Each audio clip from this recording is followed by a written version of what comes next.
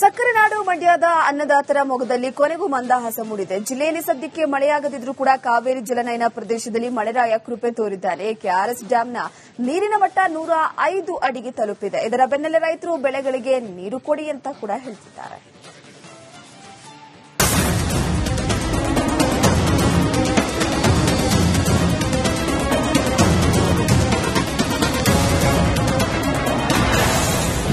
ಕಾವೇರಿ ಕೊಳ್ಳದಲ್ಲಿ ಅಬ್ಬರದ ಮಳೆ 105 ಅಡಿಗೆ ತಲುಪಿದ ಕೆಆರ್ಎಸ್ ಡ್ಯಾಂ. ಬರದ ಆತಂಕದಲ್ಲಿದ್ದ ಸಕ್ಕರೆ ನಾಡಿನ ರೈತರಿಗೆ ಈಗ ಸಣ್ಣ ಸಮಾಧಾನ ಸಿಕ್ಕಿದೆ.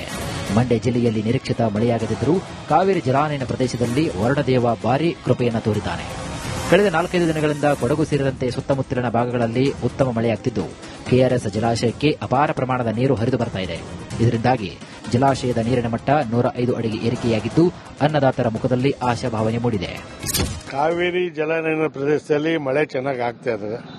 ನಮ್ಮ ರೈತರ ಪುಣ್ಯದಿಂದ ಆಗ್ತಾ ಇದೆ. ಹಿಂದೆ 80 ಅಡಿ ಇದ್ದಾಗ ಮುಖ್ಯಮಂತ್ರಿಗಳು ಬೆಳೆ ಹಾಕ್ಬಿಡಿ ಅಂತ ಬೇಡಿಕೆ ಮನವಿ ಮಾಡ್ಕೊಂಡಿದ್ರು.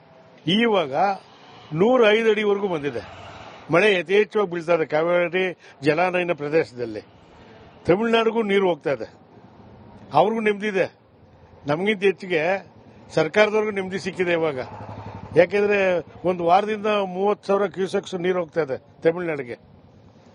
ಆದ್ರಿಂದ ನಮಗೇನು ಇವಾಗ ಕೆರೆ ಕಟ್ಟೆಗಳಿಗೆ ನೀರು ಬಿಟ್ಟಿದ್ರು ಜನ ಜಾನುವಾರಿಗೆ ಅಂತ, ಅದು ಕಂಟಿನ್ಯೂ ಮಾಡಿ ಮುಖ್ಯಮಂತ್ರಿಗಳು ತಕ್ಷಣ ರೈತರು ಬೆಳೆ ಮಾಡಿ ಸೂಕ್ತವಾದ ಬೆಳೆ ಮಾಡಿ ಅಂತ ಹೇಳಬೇಕು. ಮುಂಗಾರು ಆರಂಭದಲ್ಲಿ ಮಳೆ ಕೈಕೊಟ್ಟಿದ್ದರಿಂದ ಡ್ಯಾಂ ನೀರು ಮಟ್ಟ 81 ಅಡಿಗೆ ಕುಸಿದು ಹೋಗಿತ್ತು. ಆ ವೇಳೆ ಹೊಸ ಬೆಳೆಯನ್ನ ಬೆಳೆಯಬೇಡಿ, ನೀರನ್ನ ಕುಡಿಯಲು ಮಾತ್ರ ಮೀಸಲಿಡಲಾಗುವುದು ಅಂತ ಡಿಕೆ ಶಿವಕುಮಾರ್ ಹೇಳಿದ್ರು. ಆದರೆ ಈಗ ಕೊಡಗಿನಲ್ಲಿ ವರುಣನ ಆರ್ಭಟ ಜೋರಾಗಿದ್ದು ಮುಂದೆಯೂ ಕೂಡ ಉತ್ತಮ ಮಳೆಯಾಗುವ ಮುನ್ಸೂಚನೆ ಇದೆ. ಹೀಗಾಗಿ ಬೆಳೆಗೆ ನಾಲೆಗಳ ಮೂಲಕ ನೀರು ಕೊಡುವುದಾಗಿ ಸರ್ಕಾರ ಕೂಡಲೇ ಅಧಿಕೃತವಾಗಿ ಘೋಷಣೆ ಮಾಡಬೇಕು ಅಂತ ಸ್ಥಳೀಯರು ಹಾಗೂ ಕನ್ನಡ ಪರ ಸಂಘಟನೆಗಳು ಒತ್ತಾಯಿಸುತ್ತಿವೆ. ಈಗ ತಾವು ಹೊಸದಾಗಿ ತುರ್ತಾಗಿ ಮಾಡಬೇಕಾಗಿರೋ ಆಗ್ರಹ ಏನು ಅಂತ ಹೇಳಿದ್ರೆ, ತಾವು ಪತ್ರಿಕಾಗೋಷ್ಠಿಯ ಮೂಲಕ ಮಳೆ ಆಗ್ತಾ ಇರುವ ಈ ಸಂದರ್ಭಕ್ಕೆ ತಮಿಳುನಾಡಿಗೂ ಹೋಗ್ತಾ ಇದೆ, ಕಟ್ಟೆನೂ ತುಂಬುತ್ತಾ ಇದೆ, 32,000 ಕ್ಯೂಸೆಕ್ಸ್ ಹೆಚ್ಚು ನೀರು ಬರ್ತಾ ಇದೆ. ಬೆಳೆಗಳ ಹೊಸ ಬೆಳೆ ರಕ್ಷಣೆಗಾಗಿ, ಈಗಿರುವ ಬೆಳೆಗೆ ಹೊಸ ಬೆಳೆಗಾಗಿ ತಕ್ಷಣ ನಾಲೆಗಳಿಗೆ ನೀರು ಬಿಡಬೇಕು.